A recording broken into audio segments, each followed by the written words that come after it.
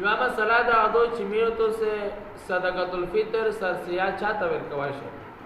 نو ګوره زکات چې چاته ورکوای شي سرسیا هغه ته ورکوای شي. مثلا غریب دا، فقیر دا یا مسکین دا. فقیر مطلب دا کوي چې بالکل اتشه نه، او مسکین دا توی چې وی خوې د نست شوی دا خو چا د کی می خرچې دي د کیر انه پیرا کړي. فقیر تا ورکوای شي، مسکین تا ورکوای شي.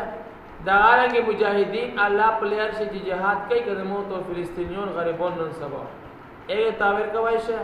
و اپنی سبیل مسافر دا یا طالب دا یا ټول جماعت امام دا لیا یتیم دا بچای دا لیا کون دا دو دغه ټول ته صدقۃ الفطر څخه کوای شي ورکوای شي. بچ کیم سره غریبي د بند خپل زکات لازم نه بیره ته ټول ته صدقۃ الفطر څخه کوای شي ورکوای شي.